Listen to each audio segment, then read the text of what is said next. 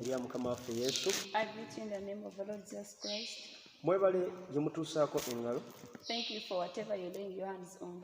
Twebaza Katonda ku lwammwe abakuumye nga mukyali balamu. We thank God for you for being alive. Yonna gye musinziira okutulaba ku social media. Wherever you are to watch us, mutukola obulungi obutali butono. you do us good. Mutuzzaamu amaanyi. You encourage us. Mwebale kussaayo mwoyo. Thank you for caring. N'ebiseera byonna.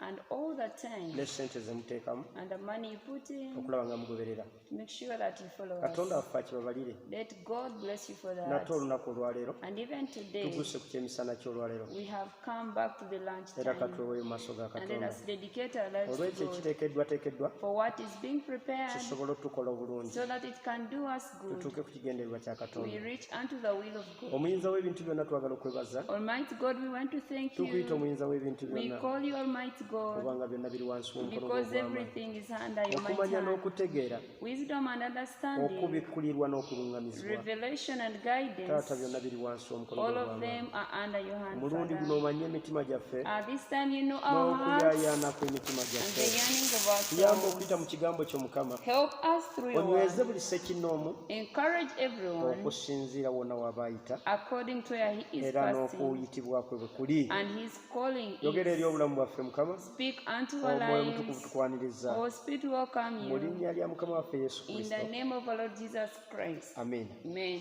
Abaagalwa abampita omusumba Mbazzi Beloved, I'm called Pastor Mbazi, okusinziira wano ku Gospel Center e Masindi. right away from Gospel Center. in Twebaza Katonda Masindi. olunaku olwaleero We thank God for era today, nga tuli mu maanyi ag'okusaba. and we are in the power of Okusaba praying. kuzaala, Praying bears, okusaba kuzaala, praying bears. okusaba kulina amaanyi, Praying has power. okusaba kulimu ebintu bingi nnyo, Praying has very many kugenda things. kugaziwa. It goes on Kati mu expanding. paati eno twakwata ku kye bayita ekyoto And at this time we touched unto the era altar, tutambuddeko Katonda twadde ekisa. and we have walked. God has given us Twebaza the Omwoyo grace. Mutukuvu agenda atulungamya We thank the Spirit who goes on leading us. era n'olwaleero And even today, tuli ku paati eya31. we are on the part of 31st, Saati 31 31, ku nnono ekinaana and to the 80 omusajja n'omukazi principles. ateekeddwa okubeera A nazo. man and a woman is supposed to be with, Oyo anaawangula ku kyoto. the one who will overcome on the Tulemererwa altar. okuwangula ku kyoto We have failed to overcome on the altar obutamanya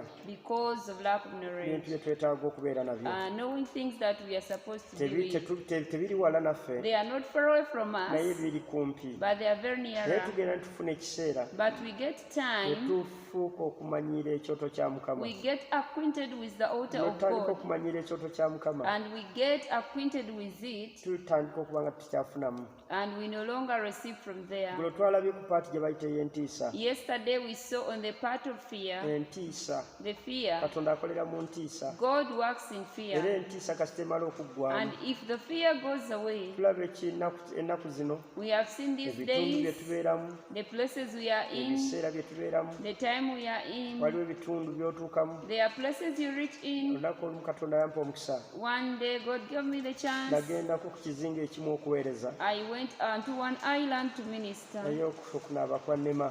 but I failed to bathe. Naye ng'abantu baali bo tebaali tebatya. But those people never feared. Abakyala baalina we banaabira. Women had somewhere they were So nga bathing n'abaami from, balina we banaabira. and even the men had where they Nalaba were bathing abaweereza nga from. banaaba. I saw the ministers bathing. Nennemererwa okunaaba I failed to bathe myself kubanga natya because I feared. abantu. I feared people. Nga sisobola kujja mu t-shirt I couldn't get out my t-shirt, newankubadde vest not even a vest. nga sisobola kunaaba. I couldn't. Abaagalwa, Beloved, namala ennaku 2 I spent there 2 nga days. naabanga mu nzikiza. I used to bathe in the dark. Nali ntya. I was Naye nga fearing. mulimu abatatiira ddala. But there are people who don't fear at all. Omuntu ajjamu engoye n'okwekuuta ne yeekuuta. Someone removes the clothes and even he Ennaku zino bathes. entiisa y'abantu, entiisa abantu tebakyalina ntiisa. Even this time people have no fear. Akubuuza olabye ki? He asks you, what have you seen? Ng'omubiri bubiri. You have seen just the Era body. abalala bakugamba Others tell you, no. Katonda akebera mu mutima. Go test the Bino heart. eby'engoye The things of awo clothing, temuliimu. there is nothing. Kyava agamba That's why he says, bateeketeeke prepare them. tebakunamira ekyoto kyange. They shouldn't be naked Kati unto the waliwo altar. okumanyiira There is when we get okususse mu familiar, maaso ga Katonda which is so nga too much tetuyinza kufuna. that we cannot receive. Okumanyiira Familiarly kuva mu butatya. comes out of not Omuntu fearing. atandika okuba nga takyatya. If someone no longer fears, Omuntu bw'atandika okuba nga takyatya, if he no longer fears, atandika okumanyiira. he begins being acquainted. Okumanyiira He begins to be akola acquainted. fujjo, He does all the ebintu stubbornness ebitategeerekeka. with things which are not Kati understandable. abaagalwa, lwaki tutya ekyoto kya Mukama? Why should we fear the altar of God? Ekyoto kya Mukama tukitya The altar of God we fear paati eno eya it 31. on the part of Tutya 35. ekyoto kya Mukama We fear the altar of kubanga God Katonda waffe akolera ku muliro, because our God works in fire. abeera ku muliro. He is on the Katonda fire. waffe muliro. Our God is fire. Ekyoto kya Mukama kya muliro, The altar of God is fire. tewazanyirwa. Cannot be played Ensonga with. lwaki tutya A reason why we fear, okuba nga tuzanyira ku kyoto kya Mukama. why we fear not to play from the altar of God. Abaebbulaniya essula ya 12 Hebrews chapter 12, olunyiriri lujja kuba lwa 29. verse 29. Abaebbulaniya Hebrews essula ya 12 12 n'olunyiriri lujja kuba lwa 29. and 29. The Bible says, "For our God is a consuming fire." Ti Katonda waffe gwe muliro ogwokya. Our God is a consuming Ye gwe fire. muliro ogwokya. He is a consuming Obulaba fire. wali ku kyoto, And that's why on the awo si wa altar, muzannyo. it's not a joke. Bwe watabanga si wa muzannyo, If it's not a joke, naffe ababeerawo then we are not tulina supposed, okwegendereza kye bayita omuliro. we have to be careful. Omuliro si gwa muzannyo. The fire is not a Omuliro joke. si muzannyo. Fire is not a joke. Abaagalwa, kye Beloved, bayita omuliro. what we call Guba fire, gwokya. it burns. Omuliro. Fire, Ensonga lwaki tubeera ku a muliro? reason why we are on the fire, Ogundi ali ku muliro, that so and so is on ali mu fire. kufumba. He's cooking. Tebafumba ku musana, They don't cook under the sun. tebafumba ku mazzi. They don't cook upon the Buli kye water. bajjangayo nti mazzi, Everything they bring out of this ekyokulwanyisa kye bayita water, mazzi, which they call water as nakyo a kirina we weapon, kikolera. it has somewhere Naye it ku works kyoto from. But upon the twetaagisawo altar, kye bayita we omuliro. need what we call fire. Ate n'amazzi And the water, nago tulina we tujja there ogateeka is somewhere we are mu going to put paati gye it. bayita In ey'omuliro. the part they call fire. Mu paati Katonda waffe bwe guba nga gwe muliro If gwokya, your God is a consuming fire, tuleke okumanyiira Katonda. we should stop familiar Katonda ajja God. kukolera munda mu ffe. God is going to work inside us. Ekyalemesa abaana ba Isirayiri What failed the children of Waliwo Israel, baatuuka, there was somewhere they abalina reached, okutambulira ennaku amakumi the 40, ones who are supposed to work for 40 ne days, kibafuukira emyaka 40. it took them 40 Baatuuka ne years. batandika okumanyiira, They reached the time and they were used n'okutuuka ne batatuuka. and they never reached Osobola okubeera somewhere. ku kyoto, You could be at the naye ate ku altar, kyoto but upon the n'ototuuka altar, gy'oteekeddwa you kutuuka. don't reach where you're supposed to reach. Olw'ensonga For reason, otandise you okumanyiira, have started olaba familiarly. nga ebintu byonna You see bwe like byali bwe everything, bibeera. that's how they are used to Ebintu bino be. bikyuka, Things change. enkya Tomorrow, wabeera lunaku lulala, it could be another day. n'akawungezi kirala, In the evening, it's another day. ate era n'ekiro kirala. And even night, it's another Kati buli day. lwe tutuuka okutandika okumanyiira Katonda, And if we reach a point of familiaring God, tetuba tetukyafunamu. we no longer receive. Abaagalwa, Beloved, waliwo ebintu they are things, nga tebiri nga mawulire. they are not like news. No. Bayibuli yandibadde yaggwako dda, The Bible could have been finished long kubanga time olina okubikkulira okw'ebika eby'enjawulo. because you have different Mu ngeri endala revelations. wagisoma n'ogimalako, In other words, you finished it era all, n'ogiddamu, you repeated era it, n'ogiddamu. and you repeated it again. Weefuula ng'agamba nti tolina nnyimba mu Bayibuli, You're assuming as if there is nowhere they can naye ate lie. buli lw'ogiddamu But every time you repeat n'okubikkulirwa it, kwawukana. the revelation is Akugamba different. ekigambo kimu, He tells you one word, naye ate ng'akulaze mu Baluumi, but when he has showed you Romans, bulijjo w'osoma. that's why you read Nti every day. abaagalwa, Beloved, kyensaba Katonda, something I pray balokoke. from God that they be kubanga born balina again. okunyiikira Katonda, Because they Naye endeavor ate to si mu seek God, kumutegeera. but not in Bwe baagezaako understanding Him. okumutegeera, When they try to understand tebaakwata. Him, they did not get hold of. akubuulira w'omanyi. He's telling you where Naye you know. ng'okubikkulwa kwa njawulo, But revelation is era different. ogenda okuva wali eri. And by the time you leave from there, Bayibuli ezitowa, the Bible is heavy. eneesigala nga kya muwendo. It remains precious. N'ekyoto kya Mukama And even the altar of God, kisigala nga kya it muwendo. remains very Si precious. buli muntu yenna Not every kyamala person gakwatayo, just touch si buli there. muntu yenna Not every person kyamala gaseesaamu, just push in. si buli muntu yenna Not every kyamala person gasaalimbirawo. we just cross over. Njogera ku kyoto, I'm just talking about the Tukitya. altar. We should fear kubanga Katonda it waffe gwe muliro. because our God is a consuming Isaaya essula fire. ya 30, Isaiah chapter 30, 33, Isaiah 33 olunyiriro lujja kuba lwa 14. and verse 14. tuli ku muliro. We are on the fire. Lwaki tutya ekyoto? Why should we fear the Kubanga altar? kubeerako omuliro. Because there is fire. Ekitabo kya Isaaya The book of Isaiah, essuula ya 33 verse 33 olunnyi tugenda kusoma olwa 14. and verse 14. Katonda waffe gwe muliro Our God is a bwe consuming tulabye fire. mu Bebrania. That's what we have seen in Hebrews. Agamba mu Isaaya 33:14. Isaiah 33, chapter 14, the Bible says, the sinners in Zion are afraid. Fearfulness has surprised the hypocrites. Who among us shall dwell with the devouring fire? And who among us shall dwell with everlasting burnings?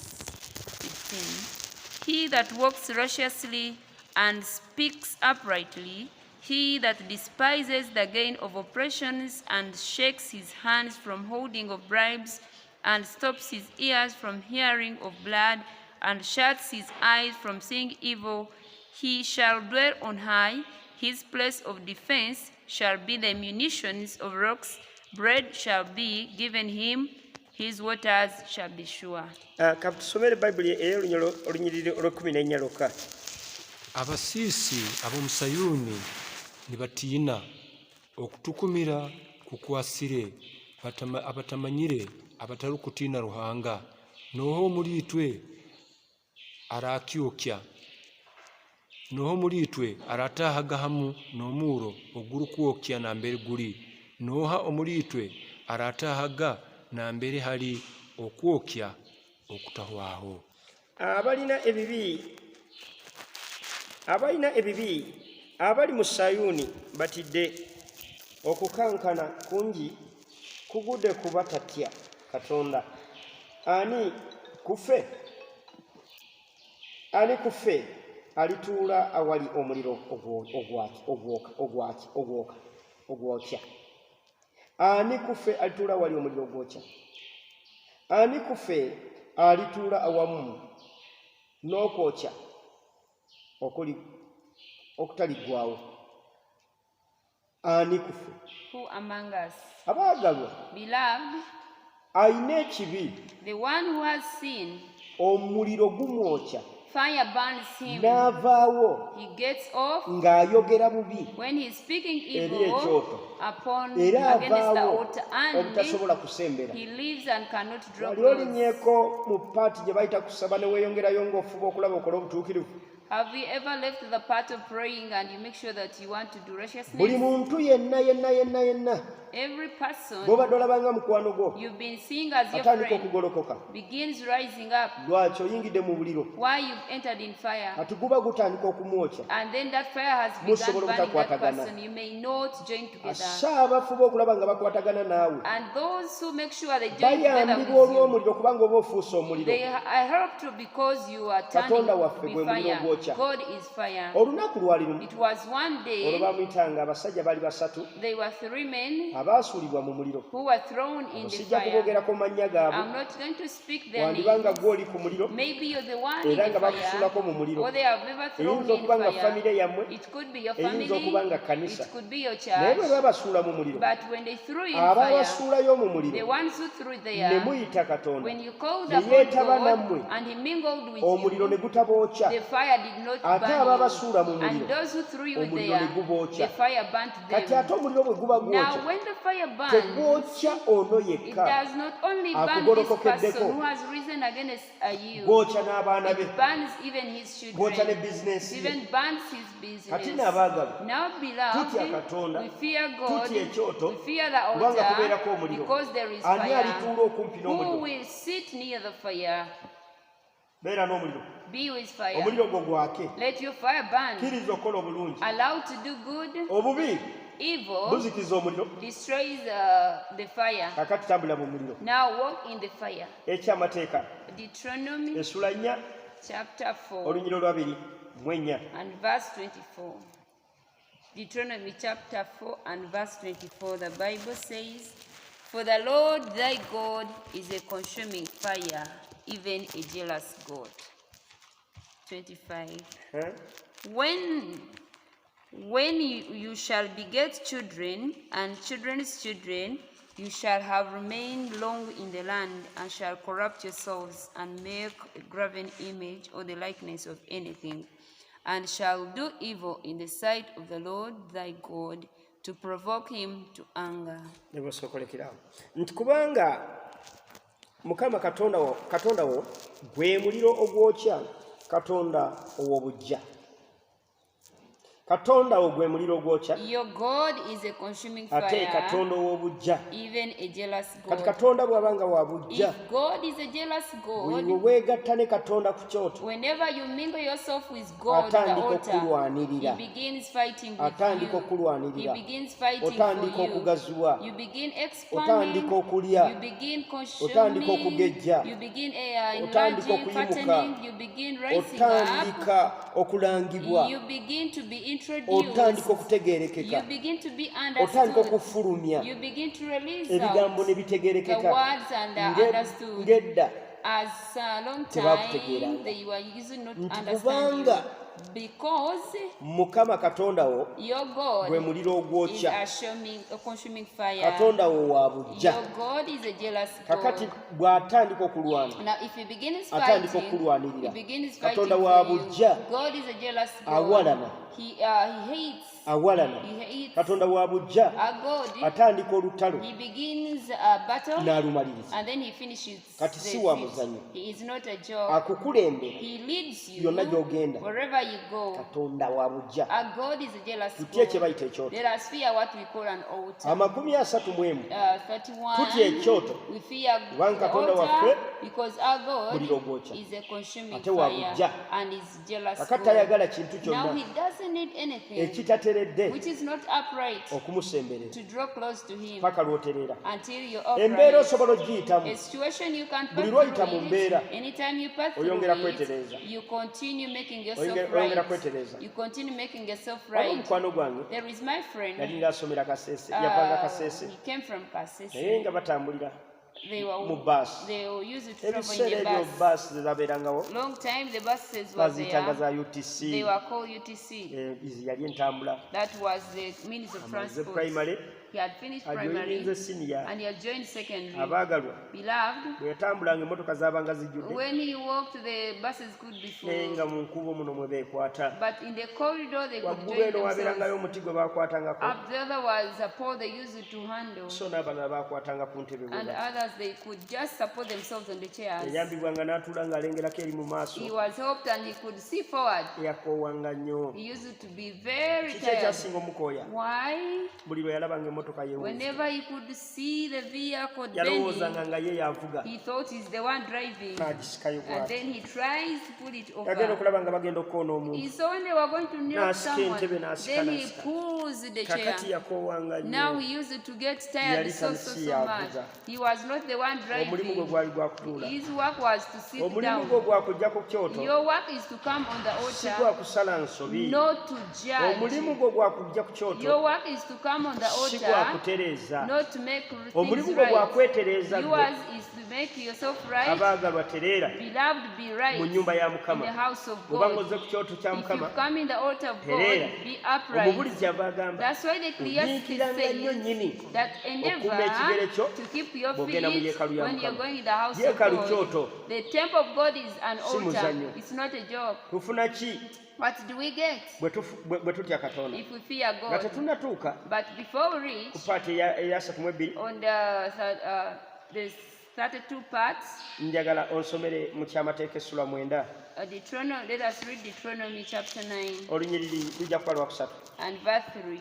Sula 9 Verse 9 olunyiriri olwokusatu. and 9 and 3. The Bible says, "Understand therefore this day that the Lord thy God is he which goes over before thee as a consuming fire. He shall destroy them, and he shall bring them down before thy face, so shall you drive them out and destroy them quickly, as the Lord has said unto thee." Eyo olunyiriri olwokuba tusomere eyo olunyiriri. Nuko omanye hatooti Mukama Ruhanga waawe nuwe arukwambuka omu maiso gaawe, ali nk'omuuro ogurukwokya, nuwe alibahwerekereza kandi nuwe alibabundaaza omu maiso gaawe, nukwo olibavingamu oti nobahwerekereza bwangu nka Mukama okuyakugambire. Abaagalwa Katonda waffe Beloved, our ye God Katonda akukulembera, is a God who leads you, ate Katonda akusomosa n'omuliro. and God makes you cross over with fire. Alikukulembera He will lead you. y'agenda okwokya abalabe bo. He's the one who's going to burn your fire, your enemies before your face.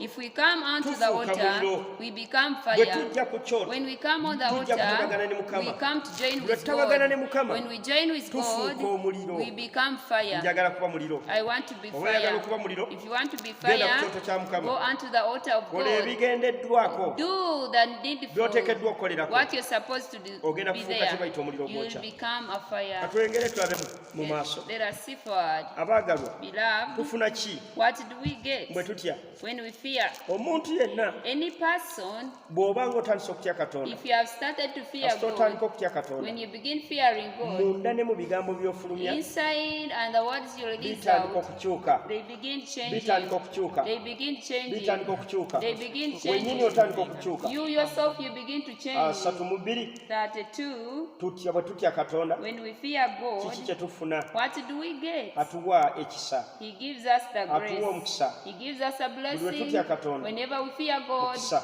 a blessing. Amiina. Katusome, njagala tusome Let us read. okuva Esulemu Exodus chapter 1, olunyiriri 22 verse 21. 21.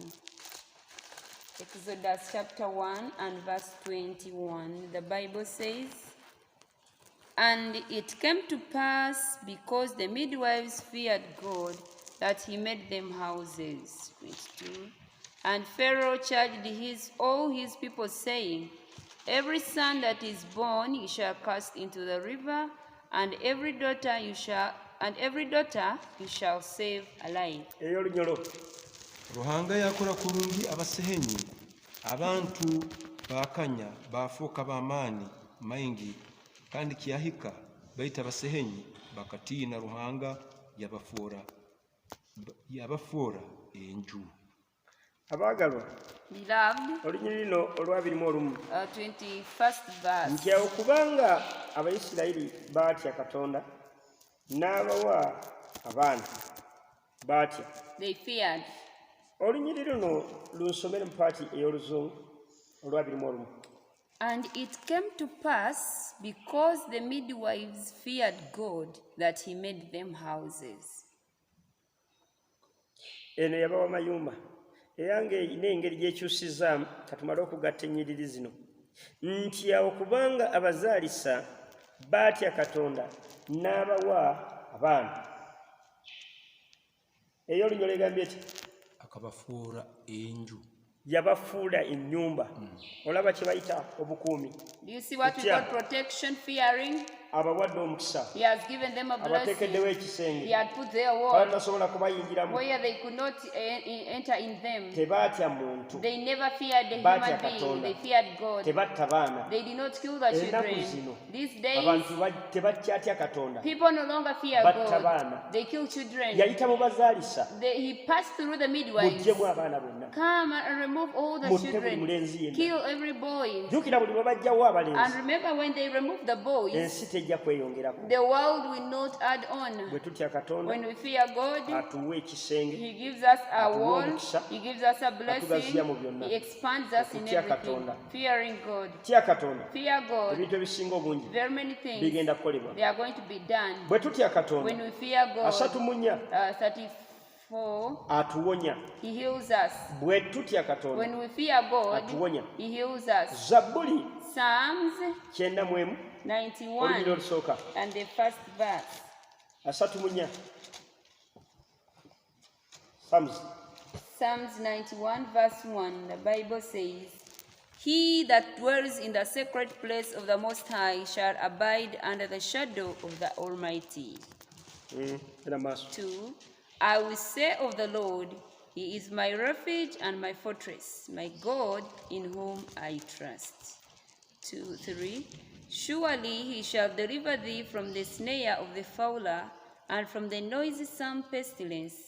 4, He shall cover thee with His feathers, and under His wings shalt thou trust. His truth shall be thy shield and buckler." kasooke tulekerawo nti atula mu kifo ekyekyama ekyoyo ali waggulu ennyo ye anaabeeranga wansi w'ekisiikirize eky'omuyinza w'ebintu byonna atuula mu kifo ekyekyama who sits in a sacred place. bwe tutya katonda When we fear God nga tutuula wansi and we dwell, y'atuula wansi w'ekisiikirize he sits under the eky'omuyinza w'ebintu secret byonna of the Almighty. n'ayogeranga ku Mukama nti oyo kye kiddukiro kyange era kye kigo kyange katonda wange gwe neesiganga. Abagabo, Beloved, bino bye njagala okutegeera. these are the things I need you to Njagala understand. okutegeeza ebigambo bino. I want to make you understand these Atuwonya. things. He heals us. Atutaasa. He protects us. Ye bw'atandika okututaasa And when he begins mu buli protecting kintu us, kyonna in everything, kigenda kikyuka. it goes on Nti changing. kubanga ntaddeko okwagala kwe Because he has put his love, kyendiva muwonya. that's why I will heal him. Atuwonya. He heals us. Enteekateeka z'omubiri. The preparations of the Akubuulira evil one. tonnabitegeera. He tells you before you understand Akuggyira them. tonnategeera. He comes before you Akuwonya eri understand. ebirwadde. He delivers you from Akuwonya eri sicknesses. enkwe He z'abagerengetanya. delivers you from the traps of Akutaasa the eri evil okunyagibwa. ones. He delivers you from being captured. Akununula He redeems you kubanga omutaddeko okwagala kwe. because you have set your love Abasajja upon him. n'abakazi abategedde Katonda Men and women who have understood God, abanunula mikono gyabwe. he delivers them Naye from buli their muntu hands. yenna amugolokokerako But every person who rises against that person, enkomerera ye gitunuulire. you watch his end. Enkomerero ye Watch the end. gitunuulire. Watch it. Atuwaaki What does he give us? bwe tutya Katonda When we fear God, atuteekako he puts okuganja. upon us Buli lwe favor. tutya Katonda Whenever we fear God, atuteekako he okuganja. puts favor upon Esezo us. essula 5 In the book of Esther, chapter 5, olunyiri lujja kuba lwakubiri. and the second verse, Atuteekako okuganja he puts bwe favor tutya Katonda. when we fear God. Eseza n'agenda mu maaso ga Katonda And Esther went before God, n'alyoka agamba ne Muluddukaayi and then he spoke with nabo ne balyoka bagenda Mordecai, okuwaayo ssaddaaka. and they go Bwe to give in baavaayo, the sacrifice. When they come abaali out, battibwa the ones who were killed, baawonyezebwa. they were healed. Ebateekako okuganja. He put favor upon them. Eseza ebiseera ebyali bibye Those days were not hard. yayingira He entered bw'ali tateekeddwa where she kuyingira. was not supposed to enter Atya Katonda, because she feared God. tatya bantu She bonna. doesn't fear Nja people. kuyingirayo, I'm going to enter nja there. kuyambibwa, I'm going to be nja helped. kukakkanya, I'm going to tebagenda humble. tutta, They are not going to tebagenda kill us. tuzikiriza. They are not going to Newankubadde destroy bateesewo us. ekitindiro. Though they have put Katonda ali wamu there, naffe. God is with us. Abaagalwa, Beloved, njagala nnyo otandika okutunuulira I want you to begin watching okwagala kwa the Katonda. love of God. Ojja kusoma ne Eseza We're going to read Esther essula 8 chapter 8 olunyiri olwokuna n'olwokutaano and verse 4 and 5. 36 36. paati eya 36 There's 36 parts. atuwa amagezi. He gives us wisdom. Ngero essula 1 Proverbs chapter 1 olunyiriri olw'omusanvu. and verse 7. Katusome olwo Let us read that. tunaatandikirawo n'enkya. We are going to begin from there. tomorrow. 36 36. kapaati aka 36 The 36th principle. atuwa amagezi. He gives us Buli wisdom. bwe tutya Katonda Whenever we fear atuwa God, amagezi. He gives us wisdom. Engero essula 1 Proverbs chapter 1. olunyiriri olw'omusanvu. Verse 7, the Bible says, "The fear of the Lord is the beginning of knowledge, but fools despise wisdom and instruction." Mu kutya Mukama In fearing God, amagezi it's where knowledge mwe gasookera. begins Buli lwe tutya from. Katonda When we fear atuwa God, amagezi. He gives us Buli lwe wisdom. tutatya Katonda When we don't fear God, tujjula obusirusiru we are filled with ne foolishness, twefuula abagezi. and we pretend to be Naye wise, ng'obusirusiru but foolishness, bwe butujjudde. it is the one which is Osobola okuwakanya Katonda. foolish. You might disagree with Era ogenda God, okulaba and at the end of it otandise all, omunoonyereza you see when you omunoonya ne started ku planet searching, or you're searching God from the planet, nga taliiwo. when He's not there, Toyinza mutegeera you cannot understand kubanga oli Him mugezi. because you're wise. Buli lwe tutya When Katonda we fear God, atatya Katonda the one who doesn't fear tayinza God kufuula mugezi. cannot make you Oyagala wise. okuba omugezi, You want to be wise, oyagala kuba mugezi, you want to be oyagala wise, kubikkulira you ebibye. want Him to reveal Oyagala His kugaziye. secrets, you want Him to be Kya expand kutya you. Katonda. Fear God. Abangalwa buli lwe Beloved, tugenda mu maaso ga whenever Katonda we go before God, tutye Let us Katonda fear. tya. Let us fear Tya God. Katonda Fear God. n'ennyumba yo And your house, n'abaana bo your bonna. children. Bayibuli The egambye Bible mu says, bikolwa by'abatume essula 10 in the Acts of Apostles waliwo chapter 10, omusajja there gwe was a bayitanga man, Koloneriyo. was Ye Cornelius, yalina eyakolanga mu kitongole who used to work in a ekyayitibwanga company, Ekitaliyana, in Italian, eyatyanga who Katonda feared God n'ennyumba ye and all his yonna, house. His eyagabanga house. ebintu bye, He used to give out eyasabanga alms, ennaku zonna, who prayed all the yatyanga time. He Katonda feared God ennaku zonna. all the Kiki days. ekimununula? What redeemed Kiki him? ekyamusembeza? What drew him Kwe kutya close? Katonda. Fearing God. Yamuwa amagezi. He gave him wisdom. Abaagalwa, Beloved, amagezi. wisdom. Abaana Children, bayigiriza okutya Katonda, teach them to fear n'amagezi God, bajja kuba nago. and they will be wise. Abantu bangi nnyo Very many people, b'olabye abadde abagezigezi the ones you've naye seen who nga have tebalina been mu very mbala ya wise, kutya but Katonda. they have no any character fearing God.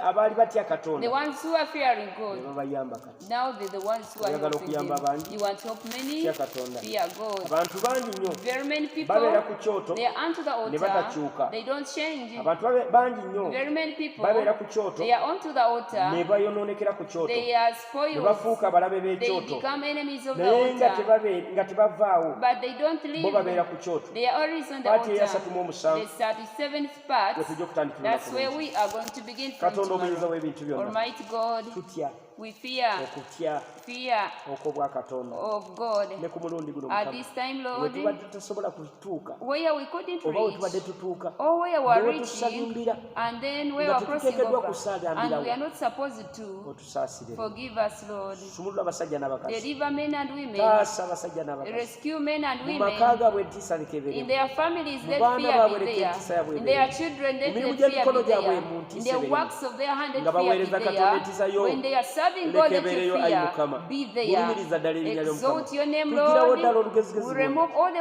n'akamanyiiro wiseacking konna, and naye familiarity, tukakkana wansi w'omukono and gwo we ogw'amaanyi. humble before your mighty Osumulula abalonde hand. bo, You deliver kubanga your Katonda okolera mu servants, ntiisa. because you work in Buli we fear. tugwa mu maaso go, Whenever we fall before Taata n'okka n'okola. you descend Yongera and okole work. ebyekisa, Continue working yongera okole graciously, eby'amaanyi, continue working sumulula abalwadde Mukama, miracles, deliver the taasa sick, eggwanga lyaffe ssebo, rescue our nation, mulumiriza ddala erinnya lyo. exalt your Sabira name. abasajja n'abakazi bonna I pray for all men and abatuwuliriza, women who are watching abali bayita and mu listening, mbeera who are passing through the ey'okunyigirizibwa situation of oppression, eteri ya mirembe, which is not of peace. baagambibwa, They were balina rejected. amabanja, They have debts. balina endwadde, They have balina we baagala sicknesses. okutuuka, They have somewhere they baagala want to kuzimba reach. mayumba. They want to build Katonda omuyinza houses. w'ebintu byonna, Almighty balina God, emisango, they have balina ebaluwa cases. ez'abasawo. They have reports of Mulumiriza doctors. ddala erinnya ly'Omukama. Exalt your name, O Ebiwundu Lord. eby'omutima, You heal the wounds tutya in gwe the Mukama heart. anyiga ebiwundu We eby'omutima, fear you, God, who abikkula heals ebyekyama, ayi us. Mukama, The one who opens the abaagandibwa secrets. bakkirizibwe ku Those mulundi who are guno. rejected, them be Laba omukono gwo accepted. ogw'amaanyi, Let your mighty omukono gwo ogulokola hand, your saving gubalokole bonna hand, Mukama.